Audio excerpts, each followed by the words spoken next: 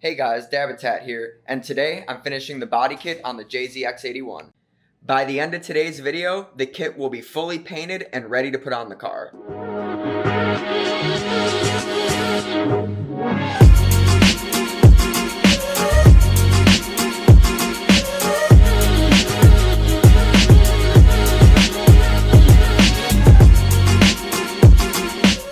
Another day, I'm here at the shop. I'm working on getting the rest of the kit wrapped up. I know I've been saying this to you guys a bunch, and this might be part of the same video still, but I do have the front bumper and the skirts pretty much done.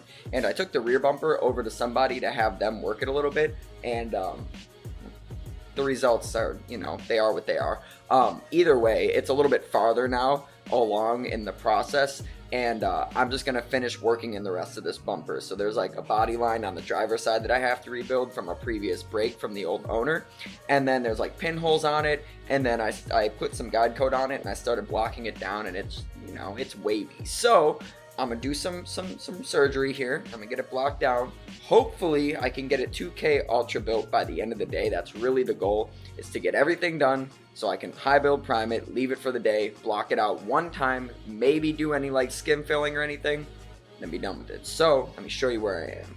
All right, so this area right here, this is where the split was, and this whole line right here, you can see it. You can see the low right here where it's just not, it's not there. This line that I'm building here isn't prominent all the way through the transition from where it's like more degreed in at the bottom to where it's more flush here on the side.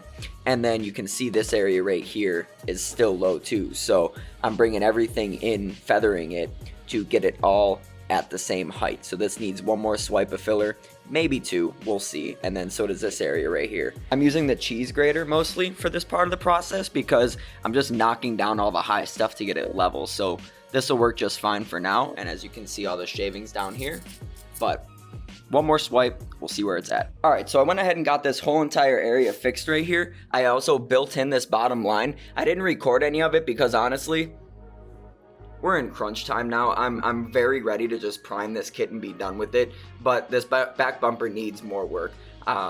Whatever.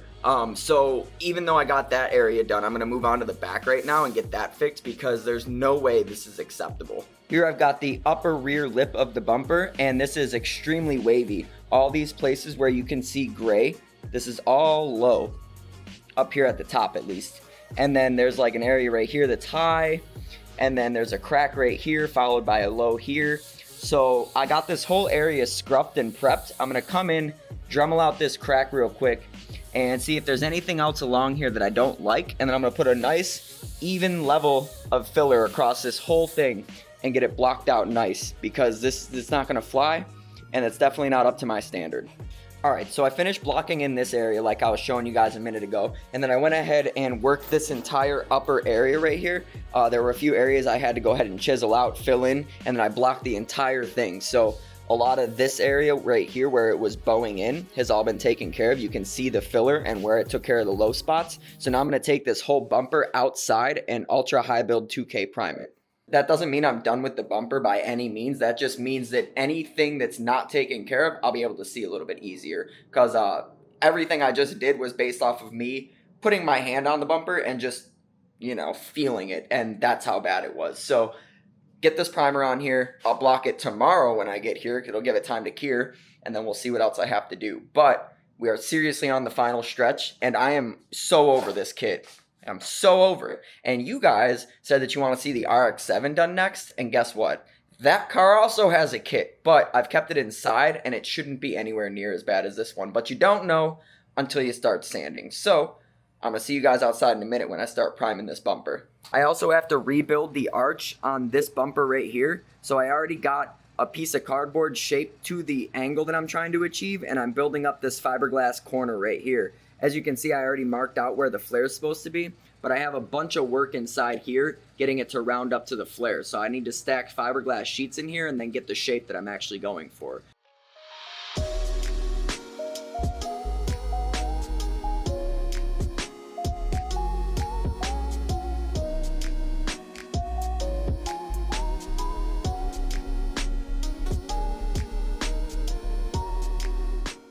Alright, well I got a bunch of layers of fiberglass sheets on here, and once that's all hardened then I can start to shape it to form, but what the idea is to build it on the back so then I can shave it down from the front and achieve that arch angle. Alright, I got the front bumper, both side skirts done. Now I'm going to grab the back bumper, which needs the most work. I've been doing a little bit of modification to it. I got some fiberglass sheets on it still that I got to sand down, and then should be good to go. So I'm going to pull that off and get to work on it. This is where I have the fiberglass sheet. Just going to go ahead and sand this down and get it blended in with the rest, and we should be done. Go ahead and get this screw out of there. I'm going to put a riv nut in there. Alright, so I spent the entire day working this back bumper, and it's getting along. Due to the shape of the bumper, I have to be really careful the way I sand it, or else I'm going to end up taking the material I just put on. And that was a bit of a lesson I learned today. So tomorrow morning, Sunday morning, I'm going to come here and see if I can knock out a majority of the bumper and try to get it ready to get primed so I can be done with it.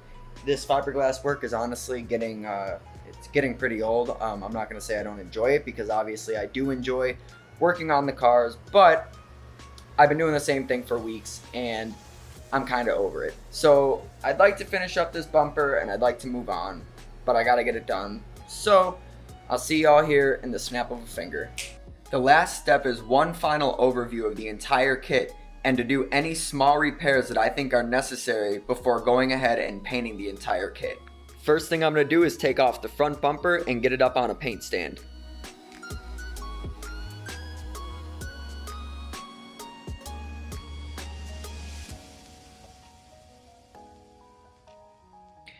Now that we've got the bumper on the panel stand, it's time to go over the entire thing and make sure there's no pinholes, damages, or scratches that I want, to show through the paint. Of course, I don't want any of that to show through the paint, but there's a level of acceptability when it comes to certain things because it will get buried under the clear coat.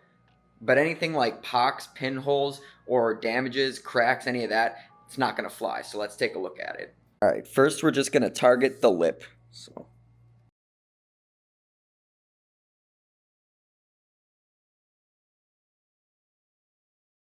Looks like there's a little bit of damage right there. That looks like it might have happened during a primer, but I might be able to just sand that back. We'll take a look at that in a minute. Keep looking. I know the lighting's not great here, but trust me, if I see anything, I'll deal with it. All right, so that looks all good. Let's get a good look at this side. No cracks. Looking good. Come up around the front of the lip.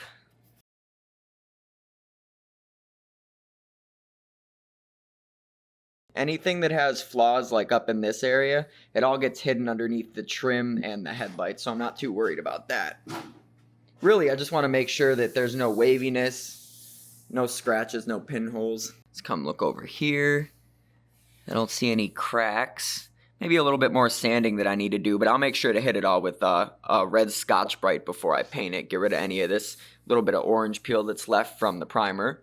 Alright, overall I'd say that this bumper looks pretty good, so I'm just going to grab the red Scotch-Brite and I'm going to go over the whole thing really quick just so it's actually paint ready. Now that I got the entire front bumper scruffed, it's time to move on to the side skirts. I spent an absurd amount of time on this front bumper, so I'm really not surprised that there aren't any real imperfections on it. There was that little tiny area that I showed you on the front corner. So now that I just remembered that, I'm going to throw a little tiny bit of glazing putty on it, and I'm going to let it dry while I start on the side skirts.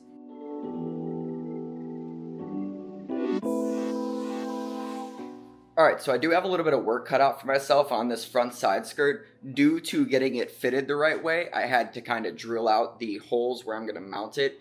In a couple different places to figure out where it wanted to sit the best without any tension on the rest of the side skirt, because there's actually an area right here underneath the front fairing where it kind of split because of the pressure I was putting on it. Let me show you. So if you look right there, there is pressure and it caused a little bit of a split. See, I don't know if that's in the primer or if it's in the side skirt itself, but I'm going to sand that back and figure it out. I also I'm going to be using this mounting hole right here. So I'm going to seal up these two. And then this one right here at the top, the hardware needs to sit kind of in the bottom corner of it to the bottom left side of it. So I'm going to fill that and get it marked so I can only have open the area where I'd like the hardware to sit. So when I mount it and I put the hardware in, the side skirt is where I need it to be.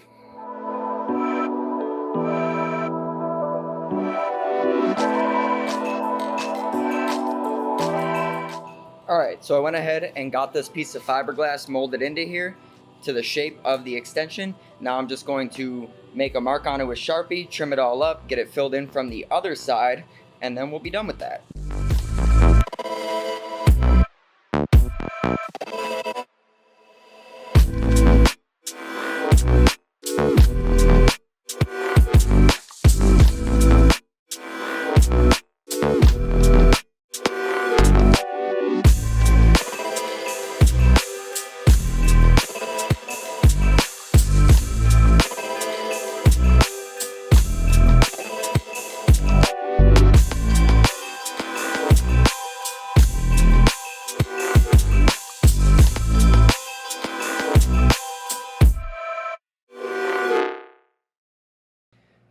Alright, so I got that piece of fiberglass laid in there, and then I went ahead and built out this edge, filled some holes, and got it all leveled out. It doesn't need to be perfect, but now it's all flush and extended and strengthened, and the hole to mount it will be a little bit further in, so it's not going to crack on itself again. So I'm going to go ahead and get that re-drilled out, and I'm going to go ahead and put filler down on that end right there where I filled those other holes, and then this side skirt will be ready.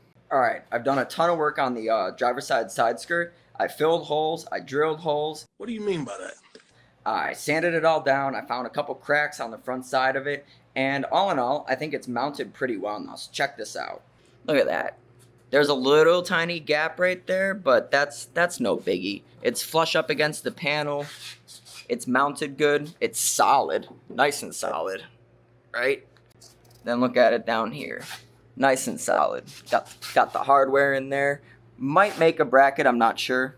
I've seen some people take like, a thin piece of metal and go ahead and make brackets to attach it to the chassis. I might do that, I might not. I gotta see if it would be worth trying to do that and like create some sort of dampening within it. So like if I were to make it, I'd probably make the metal strip and then I'd probably attach it to the side skirt or bumper or whatever and maybe put a piece of foam between it when I mount it so there's like, reverberation through something that can dampen it a little bit, or not. It could just cause it to break easier. I don't know. I'm willing to experiment though, because like, I don't know how it's gonna go. And I'm not gonna have the car so low that I'm gonna be like hitting the kit on anything. So if I can have it be more stable when it's just taking on wind, that'll probably prevent it from cracking.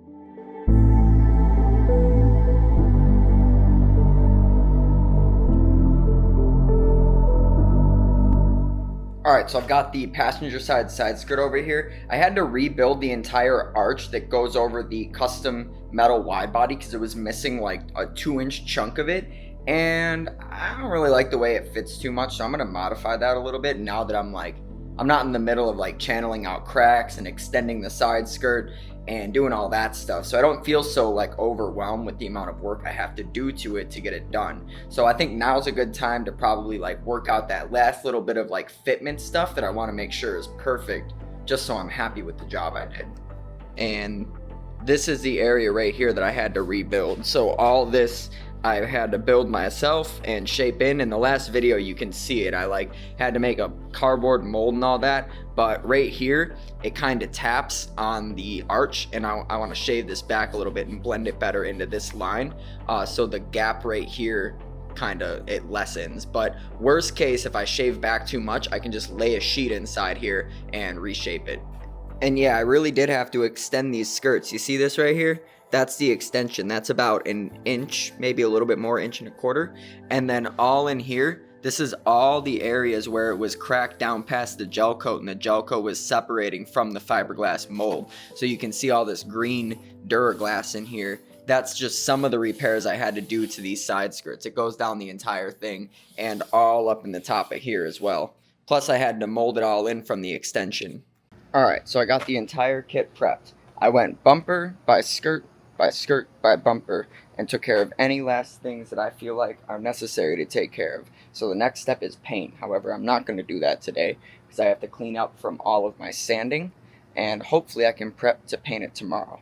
And I haven't decided if I'm going to paint it off the car or on the car. If I paint it on the car, I'm risking covering up panels and not painting the full panel like the fender. if I put that on, then the bottom half of the fender that the side skirt covers won't get painted, right? So I'm thinking about just painting the panels that are on the car, the metal ones, the OEM ones, like the doors, the fenders, and the hood, and doing the kit separately. So I have to maybe ask a few people for advice and then go from there. Finished up this area right here. I'm probably going to pack some primer into the primer gun and spot prime that in just so I can make sure there's nothing like too absurd that I have to worry about, but I'll do that with my 2K and not my high build. But the rest of the bumper is good to go, and so are these. So let's get to it. And by let's get to it, I mean let's clean up my shop because there's dust everywhere.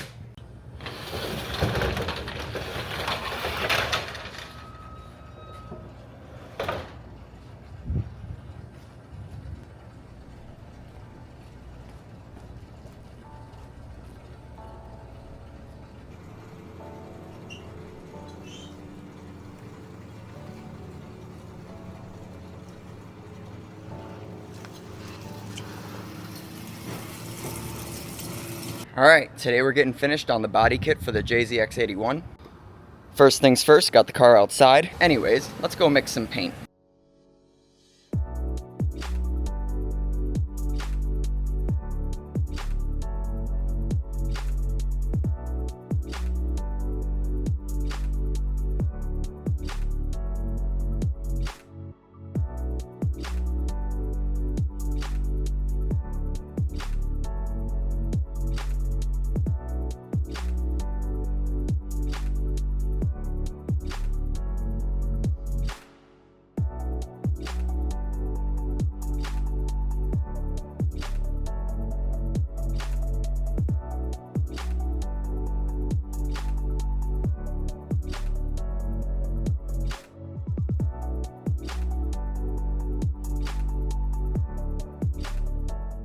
How do I look?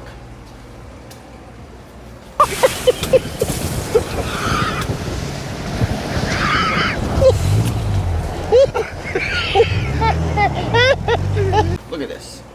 I'm tired of getting paint all over my hair, like my leg hair and my arm hair. So I got on this bodysuit. And I've also been prepping today, so there's dust all over me. It's very hot in here. My unit's 87 degrees right now, look. I'm cooking. All right, let's paint.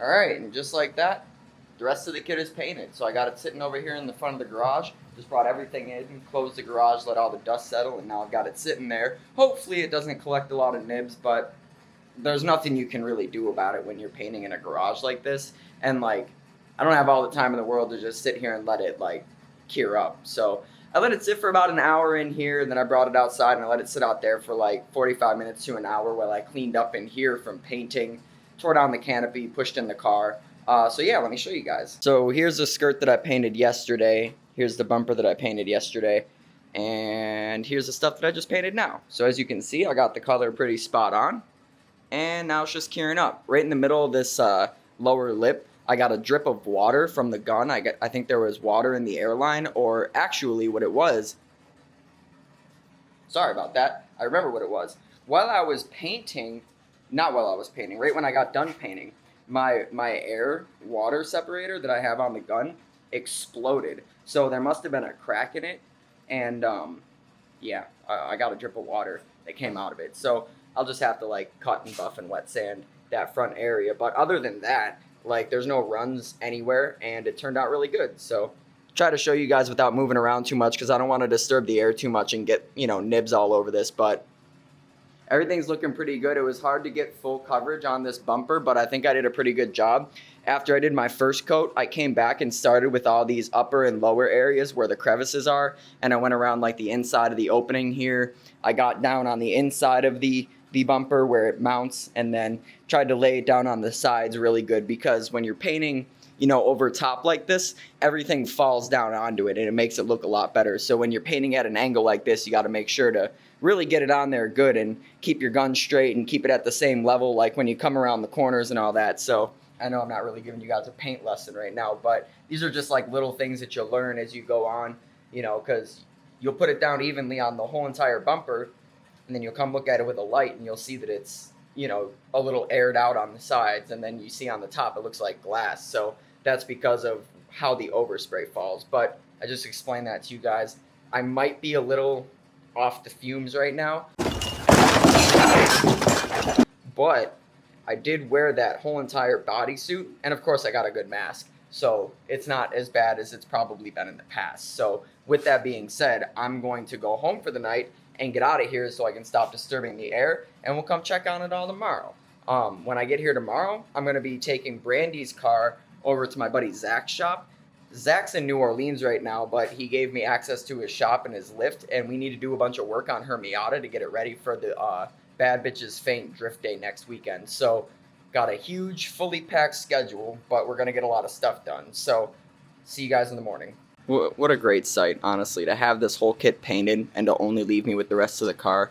That's fantastic. I know I said I was getting out of here, but I'm just standing here staring, looking at how close we are, right? The last bit of body work I have to do is to the front fenders. The passenger side fender I haven't welded on yet. It's not a big deal. And the driver's side one, I just got to fill in pinholes and do my last blocking to make sure it's shaped just the way I want it. But that should only take a couple days, if that. If I can stay on track and not get burned out over the weekend, there's a possibility I could shoot the rest of the car in the next few days. But I'm really low on clear coat, so there's no way the paint shop's going to be open tomorrow.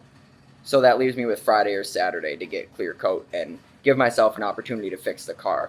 But if what we do with the Miata tomorrow rolls over to any more than like a day, you know, then I won't be painting it this weekend. So I'm not pressuring myself to get it done because we're that close, but it'd be cool to get it done, right? So I can move on. We'll see you guys tomorrow.